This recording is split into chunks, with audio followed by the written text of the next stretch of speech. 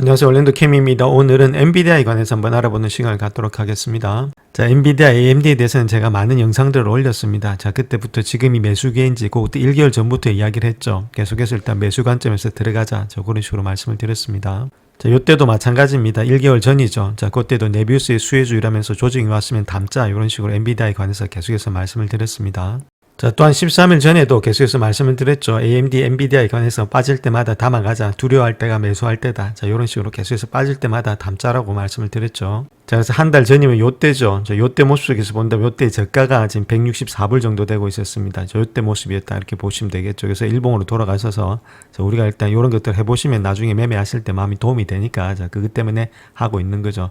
자, 요때 일단 160불 대 있죠. 그래서 한 달 전이면은 요 라인 대입니다. 요 라인 대에서 우리가 왔다 갔다 했을 때 주가가 좀 많이 빠졌을 때, 자, 그럴 때 담아가는 전략이 필요했다. 이렇게 보시면 되겠죠. 그래서 우량주가 여기 보시게 된 100일선이란지 200일선 맞고 있죠. 자, 그럴 때가 아무래도 빠질 때가 조금씩 담아가셨으면 충분히 다시금 반등되면서 상당폭의 많은 그런 수익을 나지 않았나. 그렇게 볼 수가 있겠죠. 그래서 만약에 그쪽에서 담았다 하더라도 지금 보시게 되면 거의 한 20%는 먹고 들어가는 그런 입장이 있다는 겁니다. 그래서 우량주가 빠질 때마다 담아서 들고 가는 전략이 필요하다. 이렇게 먼저 말씀을 드립니다. 자, 오늘 가장 중요하게 봐야 될 것은 젠슨왕의 GTC 연설이다. 이렇게 보시면 됩니다. 어느 정도의 기조 연설에서 어떤 것을 우리가 일단 캐치를 해내야 되는데, 자, 그것이 AI 네이티브 시대와 엔비디아의 전략적 로드맵을 나타내고 있었는데, 이야기했던 내용은 AI는 단순한 도구가 아니다. 이제 그래서 산업의 새로운 에너지다. 자, 그렇게 하면서 5개의 미래 전략을 제시를 했습니다. 첫 번째가 가속 컴퓨팅의 시대다. 두 번째가 AI고 6G가 플러스되는 무선 통합이 융합이 돼야 된다.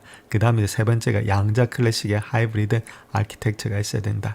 자, 네 번째가 AI 팩토리의 정사 엔진이 있어야 되겠고, 다섯 번째가 물리적 AI 범용의 로봇이 있어야 된다. 이 5가지 안에서 우리가 주식을 찾으면 된다. 이렇게 보시면 되겠죠. 첫 번째로 봤을 때는 가속 컴퓨팅의 시대다. 그 CPU 중심의 컴퓨팅 한계를 넘어서 이제는 GPU 가속 컴퓨팅 모델이 AI에 비롯한 모든 산업의 연산의 중심이 될 거다. 자, 결론은 일단 GPU가 그만큼 중요하다. 자, 그렇게 보시면 되겠죠. 우리가 AI를 하기 위해서는 컴퓨터 성능이 상당히 중요한데, 자, 그 안에는 GPU가 들어갈 수밖에 없겠죠. GPU가 들어간다. 자, 그 다음 또 데이터 센터가 들어가니까 그 안에는 전력이 들어갈 수밖에 없겠죠. 자, 이런 식으로 일단 그 다음 알고리즘이 들어가니까 컴퓨팅 파워가 들어간다. 자, 이런 식으로 엮어서 보시게 되면 이 안에서 우리가 여러 가지 주식들을 창출해낼 수 있다. 이렇게 보시면 되겠고, 그 다음에 AI 플러스 6G 있죠. 노키아를 갖다가 지분을 투자하면서 자, 그만큼의 지금 6G라든지 이런 것들이 무선 통신이 중요하다. 그 이야기를 하고 있습니다. 그래서 무선 통신망에서 AI라든지 6G를 결합해서 글로벌 통신 생태계의 패러다임을 전환을 할 거다. 자, 그렇게 이야기를 하고 있죠. 그래서 저고도로의 위성을 띄워서 자, 그런 것들 위성통신, 무선을 갖다 통신을 갖다 더욱더 빨리 가져가겠다. 자, 아무래도 통신이 생명이니까 아무래도 속도가 생명이다. 그렇게 보고 있죠. 그다음 양자 클래식의 하이브리드 아키텍처. 자, 그 이야기하고 있는데, 자, MVQ 링크라든지 CUDA Q 있죠. 이런 것들을 통해서 자, 아무래도 지금 그 고성능 계산의 자원이란지 양자 코프레서스로 지금 이제 하이브리드를 통합하고 있다. 그래서 정말에서 QPU로 가고 있다는 겁니다. 물론 GPU가 굉장히 중요한데 이제 CPU에서 GPU로 넘어왔죠. 자, 그 다음에 연산 속도가 빨라지려면 결국은 일단 QPU로 갈 수밖에 없는 그런 입장이 되지 않겠나. 자, 그렇게 보여지고 있죠. 아무래도 속도가 빨라야만이 연산을 처리하는 것들이 더 빨라야만이 AI를 잘할 수 있으니까, 자, 그것이 GPU가 되었고, 그 다음 단계는 이제 QPU로 넘어갈 수밖에 없다. 자, 그 이야기를 하고 있고, 자, 그 다음에 AI 팩토리에 대해서 이야기를 하고 있는데, 옴니버스 DSX 이런 기반으로서 대규모 메가와트, 기가와트 AI 인프라 공장을 갖다가 설계하면서 운영의 산업의 표준화를 가져가겠다. 이렇게 이야기를 하고 있죠. 이런 것들은 결론적으로 본다면 데이터 센터를 크게 가져가겠다. 그 이야기를 하고 있습니다. 자, 그 다음 또 봐야 될 것이 AI가 로봇을 이야기하고 있죠. 아이작 그롯 이런 것들, 그 다음에 코스모스라든지 뉴턴 이런 것들 통해서 엔진 중심의 로봇 피지컬 이런 그 AI, 그 다음 자율주행이 아우르는 그런 AI 물리적인 확장을 모두 다 가져가겠다. 그 이야기를 하고 있죠. 그래서 우리가 꼭 여기서 투자를 해야 될 것이 이런 식의 있는 것들은 다 보시면서 이런 것들하고 관계된 회사들이 있죠. 그런 회사들에는 우리가 투자해서 계속해서 들고 가야 되는 그런 종목들이 되지 않겠나. 그렇게 보여집니다. 자, 그렇다면 어떠한 회사들이 파트너십을 통해서 생태계 전략을 가져가고 있는지 한번 봐야 되는데, 첫 번째가 클라우드 스트라이크입니다. 보안업체죠. 자, 엔비디아 니모 트레이닝 모델을 통해서 NIM의 플랫폼의 결합, 그 다음 AI의 보안의 에이전트를 확장함으로 인해서 실시간으로 추론을 분석할 수 있다는 것들. 그래서 이런 것들 한번 체킹하시고, 그 다음 팔란티엄은 당연하겠죠. 정부 국방, 국가안보 데이터의 분석을 통해서 AI의 가속화를 협력하고 있다. 뭐 어쩔 수 없는 거고, 그 다음에 우버, 우버도 마찬가지입니다. 자율주행 택시를 통해서 네트워크의 전 세계 배치를 위한 파트너십이 필요하다, 이렇게 밝히고 있죠. 그 다음에 GM이란지 루시드, 멀세드 벤츠 이렇게 있는데, 여기서는 아무래도 GM이 조금 더 낫지 않겠나, 그렇게 보여주고 있습니다. 그래서 자율주행의 AI 플랫폼을 통해서 실내외의 차량을 갖다가 실증하고 있다. 그 다음 폭스콘 있죠. 이런 것들 미국 AI 서버 공장에서 AI 로봇, 즉 휴먼 로봇을 실제적으로 투입해서 세계 첫째, 지금 첫 번째로 제조의 혁신을 담당하고 있다. 이런 회사들을 우리가 눈여겨보시면서 감당해야 될 것이 아니겠는가. 국내에서는 아무래도 네이버 클라우드 이런 것들이 있다.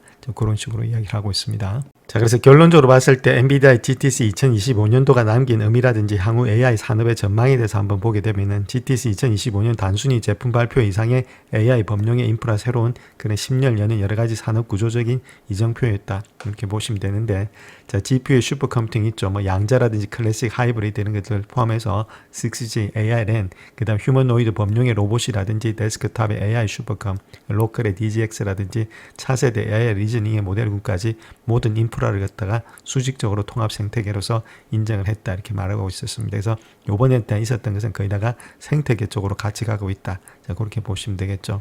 양자 컴퓨팅 같은 경우는 MVQ 링크, 그 다음에 큐다라든지 이런 슈퍼컴과 실제 융합하는 하이브리드 혁신이 본궤도에 올라왔고, 그 다음 6G, ARC 이런 플랫폼을 통해서는 노키아하고 연동되면서 AI 네트워크의 표준이 싹 트는 그런 한 대였다, 이렇게 보시면 되겠죠. 또한 로봇 분야에서는 아이잭의 그루세 N1이라든지 코스모스, 뉴턴으로 대표되는 피지컬 AI 대중의 GPT 순간이 현실로 다가왔다, 이렇게 보시면 됩니다. 그래서 추론 서빙이라든지 리즈닝 모델, 자, 이런 것들은 AI 산업의 생산성과 산업별의 도입들, 확장성과 결정에 기여한 것이 전망이 되고 있고, 산업별로는 제조, 물류, 의료, 그다음 엔터테인먼트, 그다음 보안 전방위로 실제적인 응용 확장이 급속히 이루어질 것으로 예측이 되고 있다, 이렇게 이야기를 하고 있습니다. 자, 그래서 가장 중요한 것은 상용화라든지 제품화의 가능성이 있느냐. 자, 그렇게 했을 때 슈퍼컴이라든지 AI 팩토리, 통신망, 로봇 공장 등 이런 일부 분야에서는 올해 말까지 실적용이 될 것으로 보여지고 있고, 범용 시장의 적용도 5년 내에는 본격화되지 않겠는가. 자, 그렇게 볼 수 있겠죠. 물론 단기 실적 가시성이라든지 경쟁사의 기술 추격, 지정학 이슈 이런 것들은 여전히 아직까지는 리스크로 남아있다는 겁니다. 결론적으로 봤을 때, 자, 엔비디아 GPU 밴드에서 이번에는 미래 AI 인프라의 실질적인 표준 설계자이자, 자, 산업과학 사회 전반에 걸쳐서 인프라 기업이 된다는 겁니다. 그로 인해서 지금 엔비디아가 변곡점을 만들어내고 있고, 자, 10년간은 AI, 로보틱스, 통신, 양자 융합 혁신에서 엔비디아의 기술 생태계를 갖다가 전략적으로 글로벌 산업의 표준과 더불어서 경쟁 구도를 주도할 가능성이 높다, 이렇게 말하고 있죠. 그래서 요번에 GTC는 엔비디아가 일단 생태계를 구축하겠다, 자, 그런 뜻을 밝히고 있었습니다. 지금까지는 조금 더 거시적으로 봤다면 좀 미시적으로 들어와서, 자, 그렇다면 젠슨 왕이 말하고 있기를 우리의 GPU는 어디에나 있다, 그렇게 이야기를 하고 있죠. 즉 인공지능의 모델, 통신, 양컴, 그 다음 기업, 의료과학, 에너지 소비자, 로보택시, 제휴조 분야에서 모든 곳에 GPU의 역할이 점점 더 커지고 있다는 겁니다. 이 모든 것이 가능한 이유가 엔비디아가 모든 곳에 있기 때문이다, 그렇게 말하고 있고, 그 증거가 그레이스 블랙웰의 놀라운 판매 실적에서 우리가 찾을 수가 있는데, 자, 이 회사가 600만 개의 블랙웰 칩을 출하했으면서 2025년도 말까지도 1,400만 개의 추가 주문을 받고 있다. 자, 이렇게 이야기를 하고 있습니다. 장 마감 시간에도 말씀을 드렸지만 가장 중요했던 것이 아무래도 주가가 올라갔던 이유는 그레이스 블랙웰과 베라 루빈이 2020년도 말까지 아무래도 매출이 5천억 달러에 달할 것으로 예상이 되고 있다, 그렇게 말하고 있죠. 또한 차세대 GPU인 베라 루빈은 2026년도 3분기에 생산이 될 것으로 예상이 되고 있다. 자, 이런 것들 때문에 주가가 많이 뛰었다, 이렇게 말씀을 드립니다.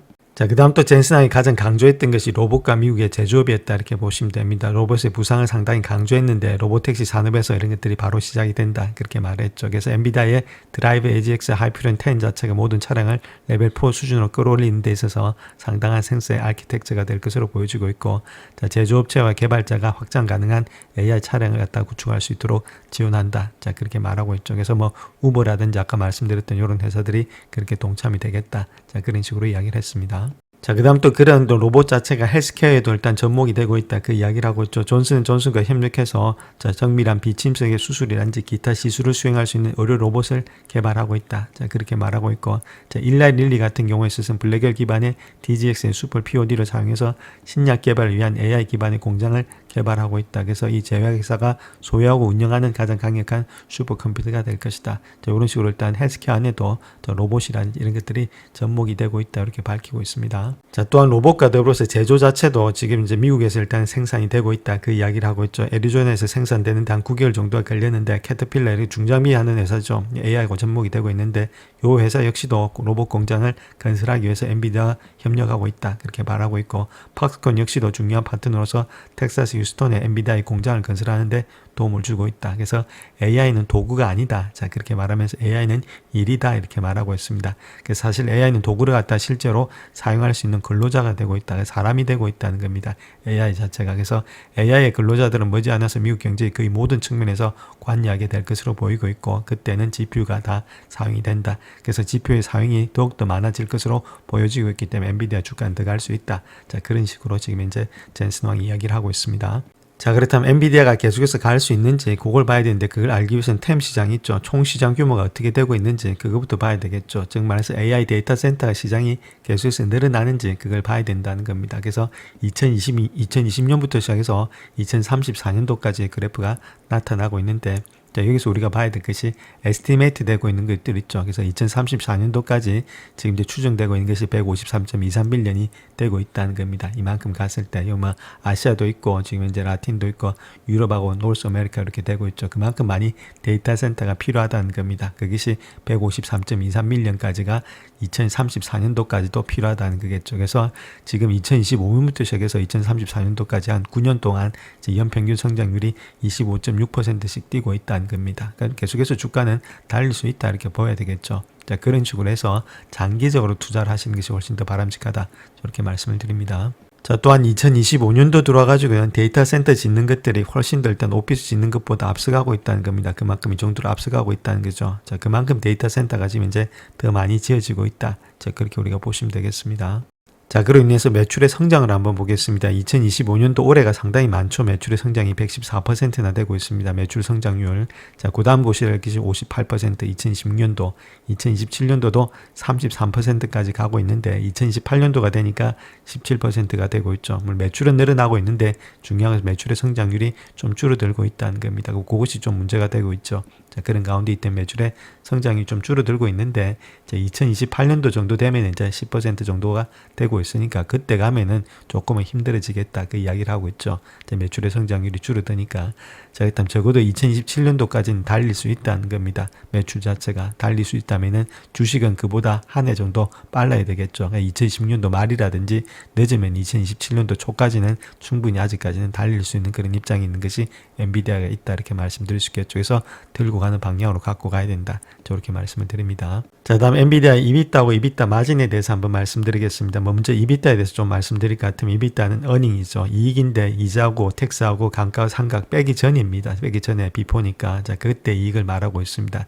자, 그 말은 원래 매출 있죠. 매출에다가 매출의 원가 있죠. cost of revenue 매출의 원가 빼고 자, 거기다가 여러 가지 뭐 판관비라든지 아니면은 세일즈 마케팅이라든지 R&D 비용들 이런 것들 있죠. 자, 그런 것들 뺀 것이 EBITDA다 이렇게 보시면 되겠죠. 그 안에는 세금이라든지 이런 거 되기 전이니까 자, 그걸 순수한 이 영업이익을 말하고 있습니다. 그래서 순수한 영업이익이다. 비용 자체는 이런 것들 우리가 영업에 들어가는 비용들만 뺀 것이 EBITDA다 그렇게 보시면 됩니다. 그래서 갖다가 마진은 여기다가 매출을 나눈 거겠죠. 그래서 EBITDA 영업이익에 대해서 매출을 나눠서 어느 정도 매출 대비해서 이익이 늘어나고 있느냐 적게 되고 있느냐 자, 그 이야기를 하고 있는 것이 EBITDA 마진이다 이렇게 보시면 되는데 자, 우리가 여기서 봐야 될 것이 2025년도부터 시작해서는 EBITDA 마진이 63% 여기도 보시면 61% 거기다가 60%가 넘어가고 있죠. 이익이 계속해서 많이 창출이 되고 있는 회사라는 겁니다. 그래서 이익이 창출이 안 되면 우리가 일단 투자하면 안 되겠죠. 그래서 이익이 계속해서 창출이 되면서 EBITDA도 상승이 되고 있죠. 자, 그런 가운데이기 때문에 충분히 우리가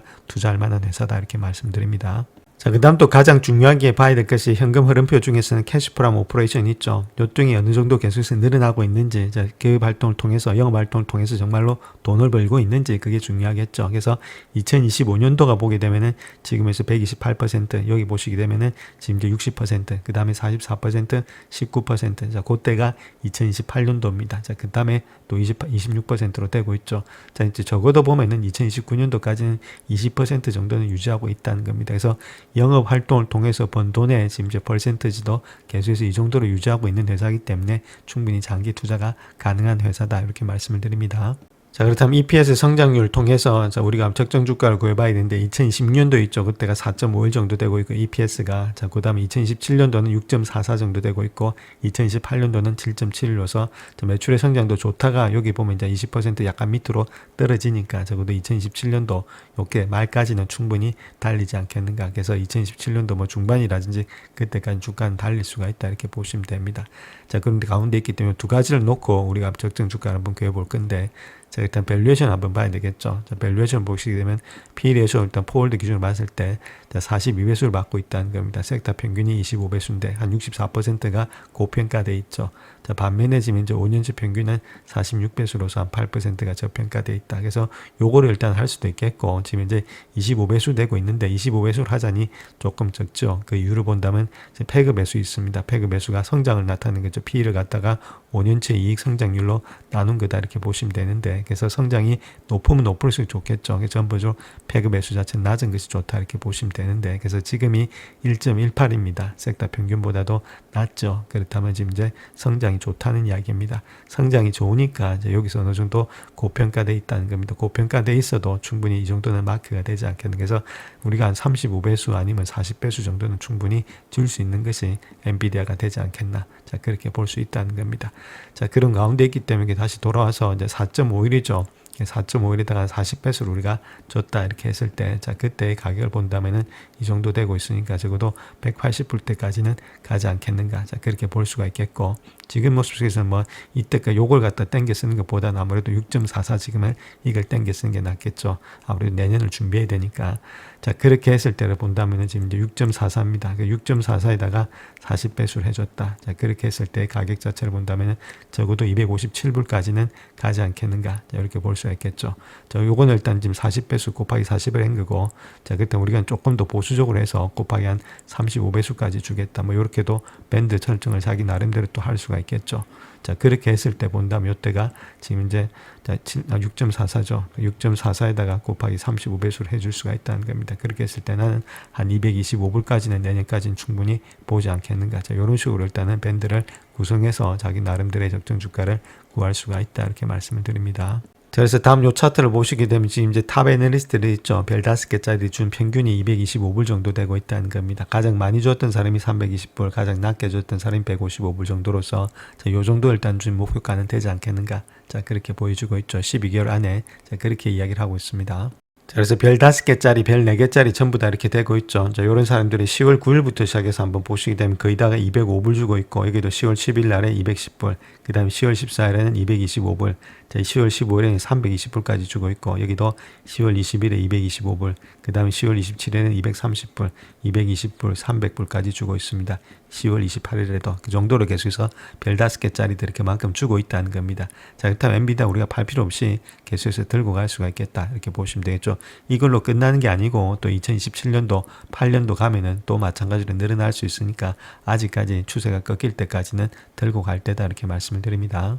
자, 그래서 엔비디아 차트 한번 보겠습니다. 직전 고점을 일단 돌파했죠. 강하게 돌파하면서 가고 있는 입장이 있고 200불대를 돌파했는데 자, 요거 자체가 찐 돌파인지 가돌파인지는 조금 더 시간이 지나봐야 됩니다. 그래서 내일이나 일주일 안에 200불이나 195불 밑으로 일단 떨어지지 않으면 요거는 찐돌파가 된다. 이렇게 말씀드릴 수 있겠죠. 자, 그런 가운데 때문에 주가가 좀 빠질 때마다 담으셔서 길게 보시면서 들고 가는 그런 전략들이 돼야 된다. 이렇게 말씀드리겠습니다. 그래서 신고가가 됐다는 말은 앞으로 더 매물대도 없고 어디가 일단 이제 고점인지 우리가 알 수 없을 만큼의 주가는 갈 수 있다. 그 의미를 가지고 있죠. 자, 그만큼의 신고가가 중요하다는 겁니다. 여기도 보시게 되면 요때 신고가 있죠. 요때가 지금 이제 150불대를 강하게 돌파했을 때입니다. 자, 그러고부터 시작해서 지금 이제 150불대를 돌파하고 나서부터도 지금 이제 31%나 더 많이 가고 있죠. 자, 그만큼 신고가를 한번 또 신고가를 갖다 돌파하고 나면은 주가는 더 많이 가게 돼 있습니다. 주가가 내려가는 게 아니라. 그렇기 때문에 52주 신고가를 날마다 체킹해 봐야 되겠죠. 그래서 보통 잘 하시는 분들은 일단 52주 신고가 나왔던 종목들이 있죠. 자, 그런 종목들을 가지고 분석해 보면은 앞으로 더 많이 갈 수 있는 종목들을 찾을 수가 있다. 이렇게 보시면 되겠죠. 그래서 엔비디아 역시도 계속해서 날아가고 있는 그런 입장이기 때문에 좀 빠질 때마다 매수하셔서 들고 가는 그런 입장이 돼야 되지 않나. 자, 그렇게 말씀을 드립니다. 영상을 끝까지 시청해 주셔서 감사합니다. 영상이 도움이 되셨다면 구독과 좋아요 부탁드립니다. 감사합니다.